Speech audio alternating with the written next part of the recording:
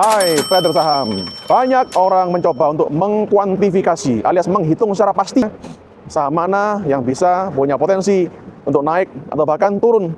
Dan Anda tidak mungkin bisa melakukannya, alias Anda nggak mungkin bisa ramalkan secara pasti mana saham yang bisa naik atau turun. Ya, nggak mungkin meskipun Anda hitung pakai fundamental, teknikal, atau pakai belajar baca laporan keuangan, baca makro, mikroekonomi, nggak mungkin.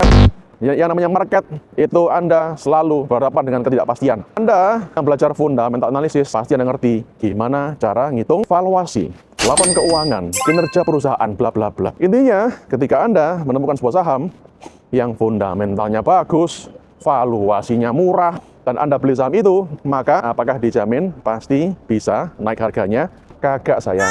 Bahkan juga terjadi bahwa saham-saham yang secara valuasi tinggi itu malah harganya bisa rally atau naik kenceng. Dan bahkan saham-saham yang laporan keuangannya masih rugi itu malah naik banyak.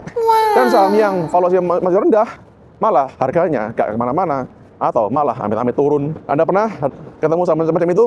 Pasti pernah. Kalau pernah, silakan komen pernah di bawah ini. Tahukah Anda Bapak Ibu, kalau Anda beli saham pakai baca laporan keuangan, berarti kinerja usaha itu sudah terjadi di masa lampau. Padahal market itu membeli harapan atas masa depan. Karena ada fenomena saham yang laporan keuangannya masih rugi malah naik banyak. Itu karena bisa aja ada sebuah rumor, gosip, bla bla bla ya, atau corporate action bla bla bla ya. Apapun itu alasannya sehingga bisa bikin harga saham itu naik.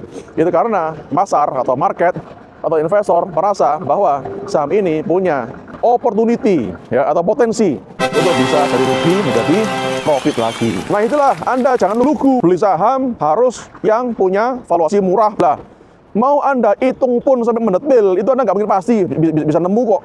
Ya, mana yang pasti bisa naik nggak mungkin. Terus gimana caranya trading saham yang benar Pak Adi? Atau Anda tanya, emang Pak Adi sendiri berani buka portfolio saham Anda sendiri? Anda mau lihat portfolio saham Taurus? Dan Anda mau belajar cara trading saham yang benar? Anda klik link di bawah video ini, Anda daftar untuk ikut live webinar Taurus berikutnya. Sekalian Anda bisa lihat portfolio Taurus terbaru hari ini. Ya, sampai ketemu di live webinar Taurus berikutnya.